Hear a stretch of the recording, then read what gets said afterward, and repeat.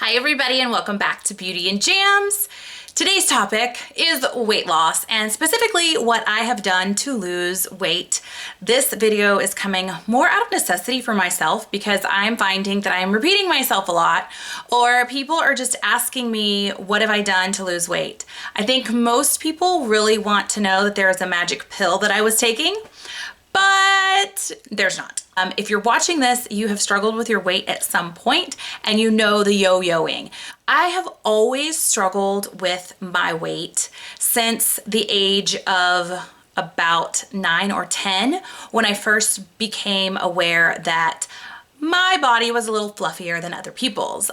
If you guys want, I can do a complete separate video kind of telling you about my background and my struggle with my weight my whole life. But that is not what this video is about. This video is going to be more about how I've lost weight. But just know that there is a long background with struggling with my weight. So let's kind of jump into what I did, where I started, and where I've progressed to. I do want to start off by saying I am not a health coach, I am not a healthcare professional, and watch this at your own risk. I am only telling you what I have done personally. I cannot tell you what you should do for your own life. Please consult a physician before you plan on any dietary changes, extra exercise, or other restrictions to your diet. Don't blame me. The weight loss clinic that I have been going to is called Phonique Weight Loss, and it is located here in Texas. I am not sponsored by them, nor have they given me any services for free. I've paid for everything, but I want to throw that out there because I know some of you are going to ask about the place that I've gone. You can go to their Facebook page and like their Facebook page. The information that I'm sharing with you is not proprietary. They do have some proprietary menus, carb detoxes, water weight detoxes, all of those types of things. Those are proprietary that I cannot share with you. Without further ado, this is sort of a ketogenic diet. So if you Google keto weight loss, what you're gonna find is that there is a point that your body goes into what is called ketosis. And that is where it uses your fat stores for energy instead of carbohydrates. So instead of feeding your body a lot of carbs, you are going to be feeding your body lots and lots of lean proteins. So the basics of this is a ketogenic diet. However, it is not a high fat diet. I do know that a lot of people are having great success with the high protein, high fat diet. Is that the right thing? But it's also a low carb diet. But the one that I'm doing is not high fat, okay? So what I really focused on was super high lean protein. So it's not about eating bacon. So lots and lots of lean protein, low carb, low fat, low calories, low sugar.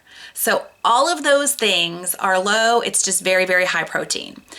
Also, I know what I'm about to tell you is going to freak some of you out because I'm going to tell you how many calories I've been on. It always freaks people out.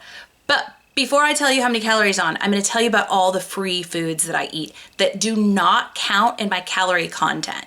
Because a lot of times I'll tell people how many calories I've had and they're like, aren't you starving? But these are foods that do not count towards my calorie content when I'm telling you the calories, okay?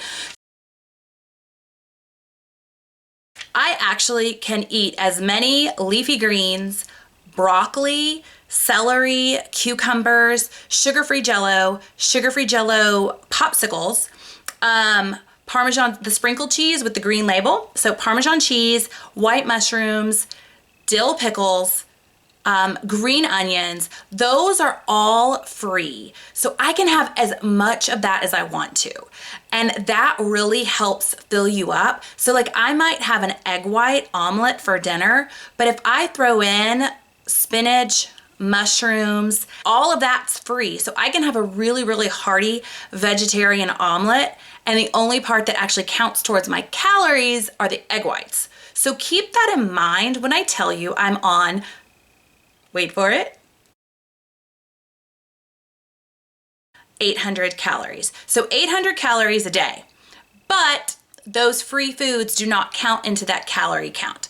Now, one other thing to keep in mind is that even though I've been on 800 calories a day, if I do any sort of working out, I have to replace those calories. It is essential to replace any burned calories through exercise with additional lean protein calories, because your body can shut down if you're not eating enough calories. One of the focuses of the diet that I've been on, and the reason that I've gone to the weight loss clinic, is because they weigh me every week and make sure that I'm losing fat and not muscle.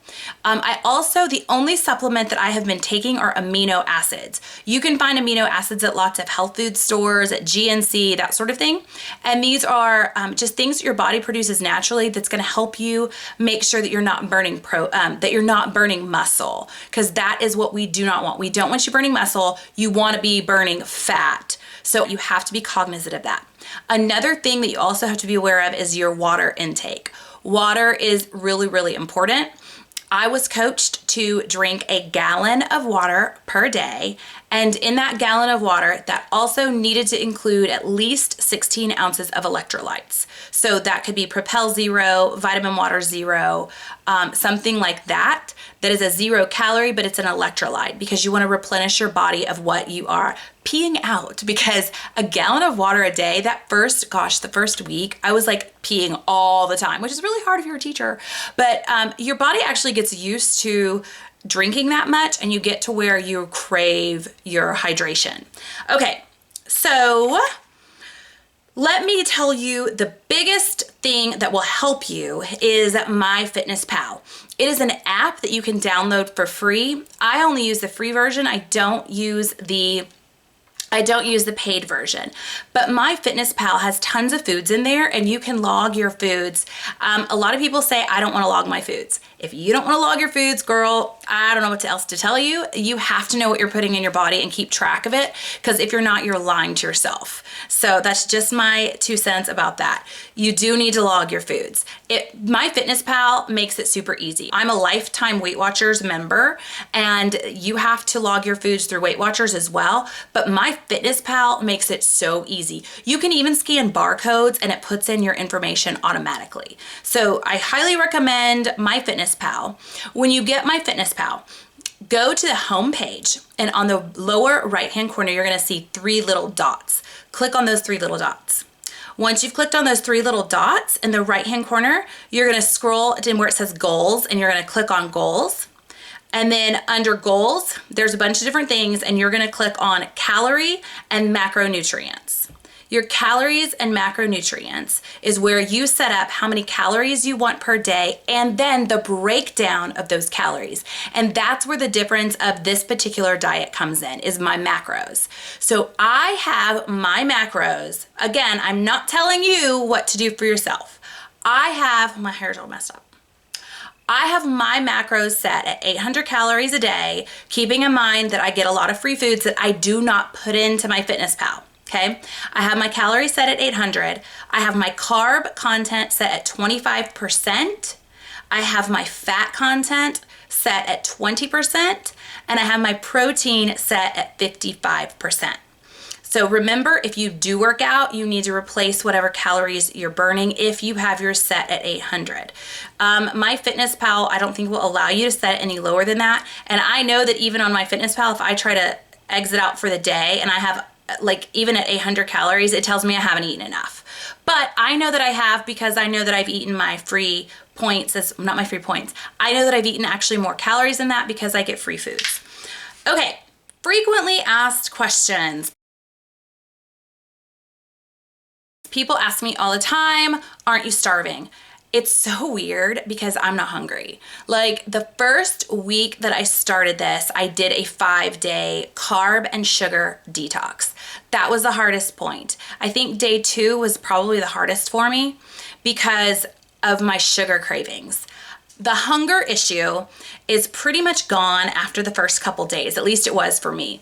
Because you're feeding your body so many lean proteins, it's getting full on those types of things. And also keep in mind you have the extras. So the first week I ate a lot of pickles, a lot of dill pickles. I ate a lot of sugar-free Jell-O, and I found that I started chewing gum a lot more because I think I missed just the chewing part more than I actually missed the food itself. I also found that drinking as much water as I was also filling up my stomach, kind of tricking my brain because I wasn't really hungry. I was just craving. Through this journey, I have realized I am addicted to sugar. And if I eat something that is high in sugar, especially if it's artificial sugar, there's like a switch in my head and it changes. And I not just crave sugar, but it's all I think about. I fixate on it. When we went on vacation in Maui, it was a turning point in the realization that if I go back to eating a diet that is high in artificial sugar, I will be back in the same exact position that I am in. So in my mind, I have had to really think about myself as being diabetic, even though I'm not, because I know that my body will be addicted to sugar like that. And like, it's embarrassing. It's something that I've really struggled with emotionally, because when you're addicted to anything, there's a certain amount of shame in it. And it's really hard when you're addicted to a food, because our culture uses food as a gift. Our culture uses food as a way to cope with death. You know, a funeral, people bring you desserts, they bring you casseroles, they bring you food. Our culture uses food as a way to celebrate. Baby showers, wedding showers, any type of party, there's lots of food, there's lots of sugar, and people are shoving cake in your face. So I have just started saying I can't have sugar. Instead of I don't want it, I'm just like, oh, I'm sorry, I can't eat sugar. And a lot of times people just won't ask about that because I can't.